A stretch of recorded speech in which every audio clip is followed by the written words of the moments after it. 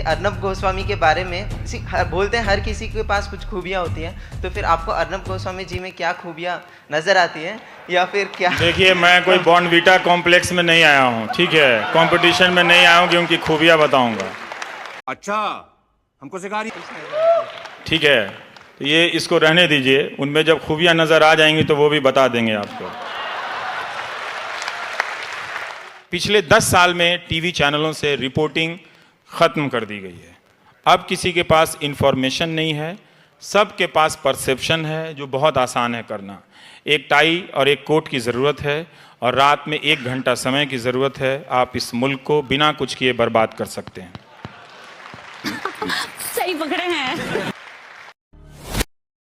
हम जिस मीडियम से आते हैं उस मीडियम में घुन लग गया है, तरह तरह के तर्क ढूंढ रहे हैं, उससे कोई फ़ायदा नहीं है। हमारे न्यूज़ एंकरों ने, अखबारों ने आम लोगों का, जिसे आप पैसा देते हैं, आपके सवाल नहीं उठाए, बल्कि किसी का प्रोपेगेंडा आपके ऊपर थोपा है, वो भी आधा अधूरा थोपा है और आपको हिंसक बनाया है।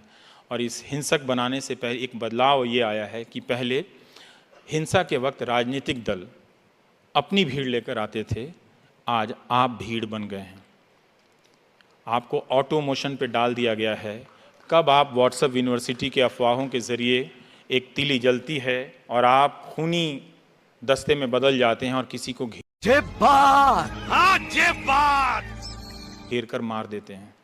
और जब आप मार कर घर लौटते हैं तो टीवी और ट्विटर पर बैठकर कुछ लोग इस हत्या को जायज़ इस रूप में ठहराते हैं कि तब तुम कहाँ थे, तब तुम कहाँ थे, तब तुम कहाँ थे।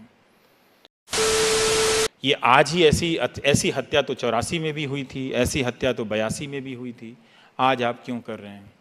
देखिए, इसका एक असर होगा। ये जो सोसाइटी के भीतर क्राउड बनाने की जो क्षमता विकसित हुई है, ये एक ऐसा टाइम बॉम्ब है जिसकी चपेट में आपके बच्चे आ सकते हैं।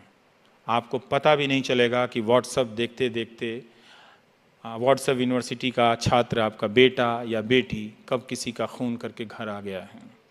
अच्छा, उसे कोई बचा लेगा, लेकिन ज़िंदगी भर आप इस झूठ से भागते हुए रहेंगे कि सरकार तो बचा लेगी आपको। जैसे पहलू खान की हत्या में किसी का पता नहीं चला, अखलाक की हत्या, इतनी बहस हुई, और भी हत्याएं होती हैं इस देश में जिसका भी पता नहीं चलता, पर जिन हत्याओं पे इतनी बहस हुई उनका भी पता नहीं चला। इसीलिए मैं कहता हूँ सिस्टम की मांग कीजिए। ये सिस्टम आपके हाथ में नहीं रहेगा, आपके पास कुछ नहीं रहेगा। और ये जो डिज़ाइन है मीडिया को ख़रीदने का और इसके ज़रिए कंट्रोल करने का, ये डिज़ाइन अभी आप पूरी तरह से नहीं समझेंगे, लेकिन मैं भीतर से हूँ, मैं ये देख रहा हूँ कि हो क्या रहा है। मैं टीवी नहीं देखता, और आज से नहीं, 2010 में ही समझ गया था कि कुछ ऐसा होने जा रहा है जो मेरे बस की बात नहीं है।